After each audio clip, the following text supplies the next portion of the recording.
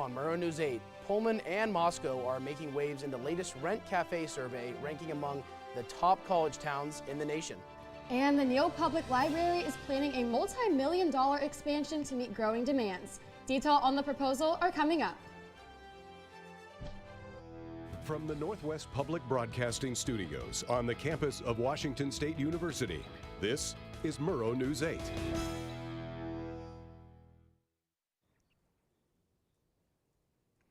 Hello, I am Evan Suarez. And I am Emma Underwood. Thank you for joining us this afternoon on Murrow News 8. The Whitman County Sheriff's Office is asking for the public's help in finding a 78-year-old Thornton man.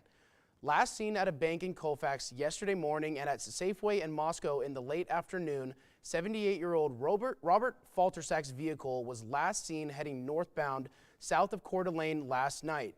Anyone with information regarding his whereabouts should contact 911 immediately. And a new survey conducted by Rent Cafe has listed both Pullman and Moscow as one of the best college towns in the country. The list has Pullman ranked at number 2, right behind Bozeman, Montana. Moscow followed close behind, holding the 7th spot on the list in the college town rankings. Well, good news for thrift shop lovers. Oscar's Closet is a thrift shop that has just opened in Pullman in the Gladish Community and Cultural Center on Sunnyside Hill on the 1st floor. Oscar's Closet is open Fridays and Saturdays from 10 a.m. to 3 p.m. and is also accepting donations. The Neal Public Library is planning an $8.4 million expansion to add 3,500 square feet. The project comes as library programs and book circulations have grown. The building also is facing issues with its heating, cooling, and roof. The library board will discuss the proposal Wednesday and could move it forward for city review. 273 presenters and 233 presentations will mark a record for this year's showcase for undergraduate research and creative art activities. Circa kicks off WSU's academic showcase on March 24th. The showcase is a 5-day-long event with poster sessions, competitions, and speeches dedicated to honoring WSU scholarly achievements. More information can be found on WSU Insider. WSU announced they will be hosting the Elevate Conference for faculty and graduate students. Elevate stands for Engage Learners, Enhance Voices, and Advance Teaching Excellence. This conference is built for helping to improve teaching skills amongst faculty and staff. The event kicks off with a workshop presented by Dr. Lisa Honasono. Associate Vice Provost of Faculty Development and Recognition, Erica Offerdahl, is excited for Dr. Honasono's message to the attendees. The event is being held on May 2nd. WSU's Disabled Student Center has revived a pre-pandemic club. The Student Disability Alliance focuses on raising awareness about academic accessibility for disabled students and improving student life. The club is holding a Paint Your Major night on March 28th from 8 a.m. to 5 p.m. Regular club meetings will be held every Friday from 3 to 5 p.m. in the Disabled Student Center. And the University of Idaho's enrollment has hit an all-time high. Currently, they have about 12,000 enrolled students, a 4% increase from the previous year. This is the 8th consecutive year of growth for the University of Idaho.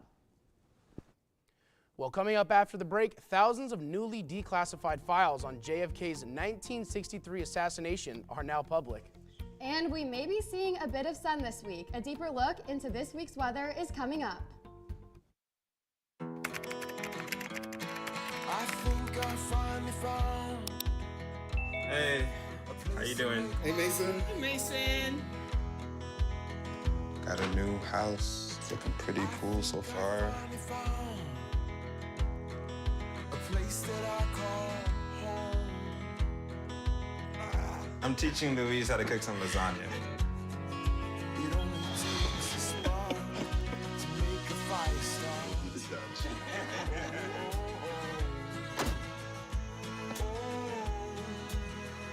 Thank you. Study, please.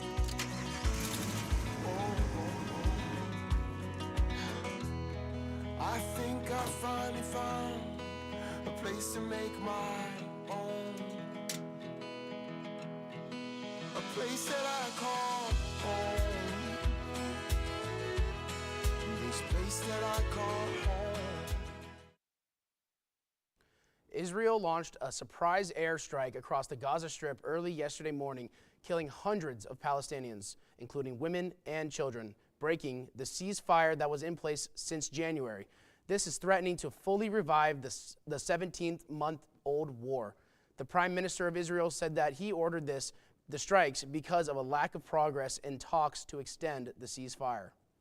The Trump administration has released thousands of classified files related to the 1963 assassination of President John F. Kennedy.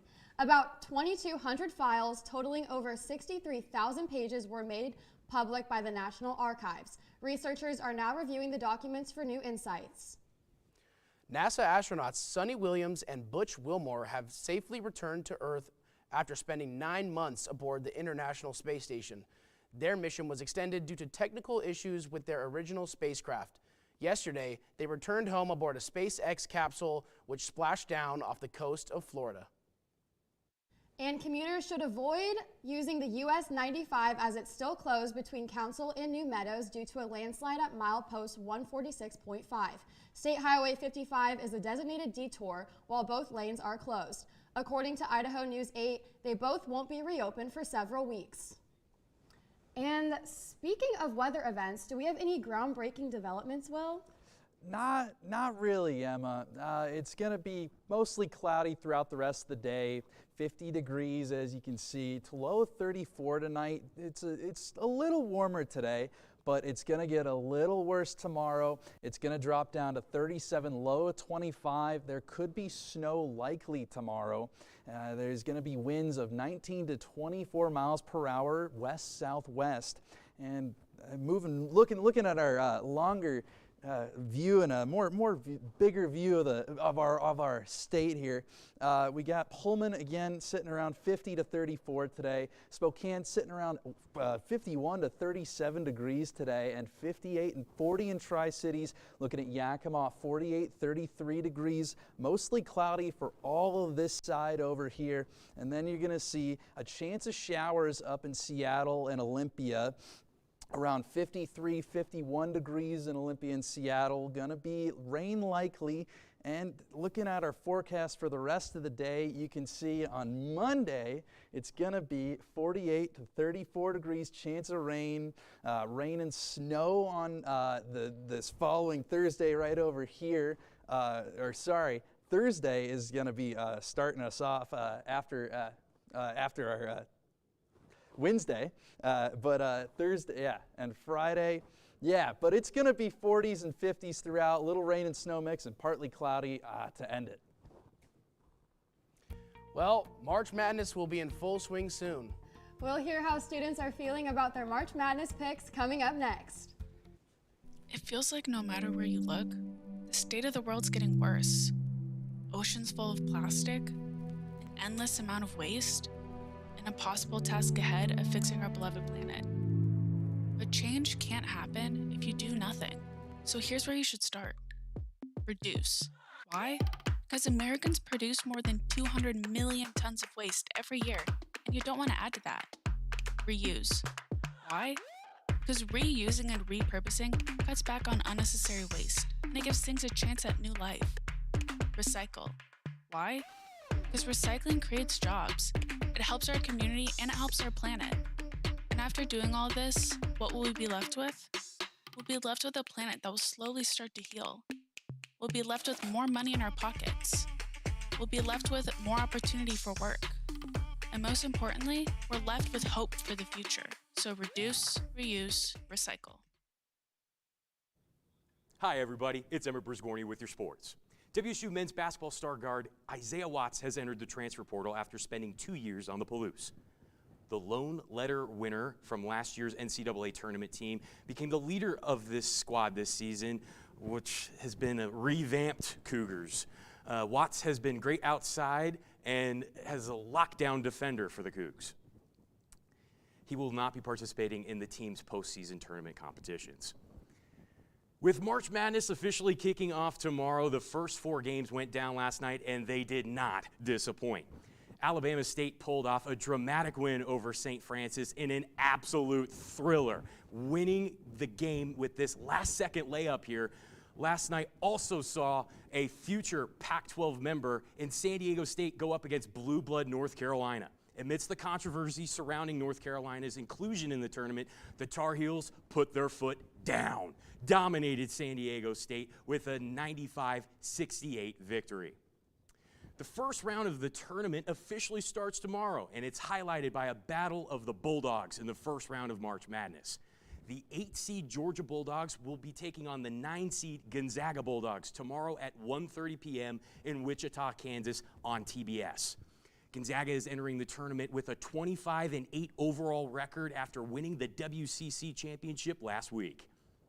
The WSU women's basketball team will host a WNIT game in Pullman. The women's team is going for their 5th consecutive postseason tournament with this WNIT bid. The Cougar golf team finished number 8 out of the 13 teams at the Arizona Thunderbirds Intercollegiate yesterday, thanks to junior Sam Renner as he shot a final round of 68, which was 3 under par. The hosting Arizona Wildcats captured the win at the event, 1 shot ahead of Long Beach State. The March Madness starts tomorrow, like I said. March Madness kicks off with Creighton versus Louisville tipping off at 9:10 a.m. We went around campus to see what students are thinking ahead of the big tournament. Arizona Liberty game, or Oregon Liberty game is going to be fun. Being in Seattle, I want to go to it. But the one I always keep picking is Drake over Missouri, so the 11 seed. I do have Florida. They were really hot towards the end of the season. I think they keep it going, and they're just overall really well-built team. So I think the one I'm most excited for is Liberty over Oregon. Up next, we have a quick look into our favorite March Madness picks.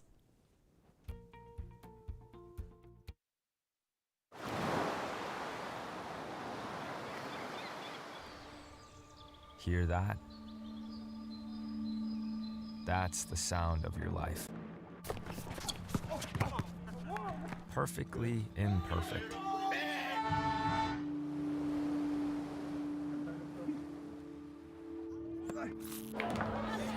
Beating in rhythm to the world you've created.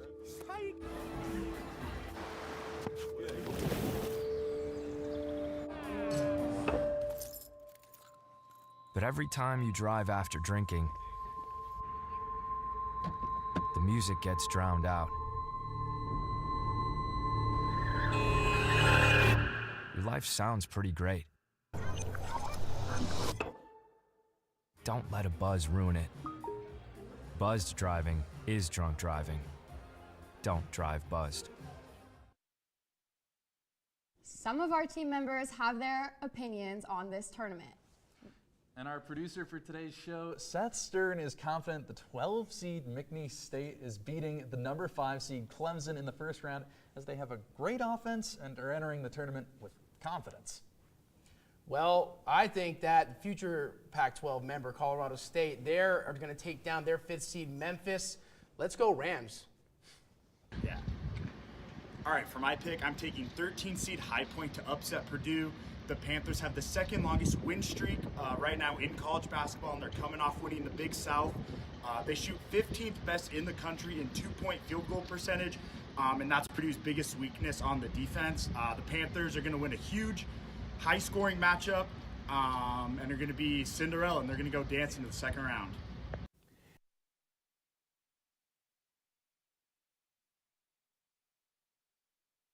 Set.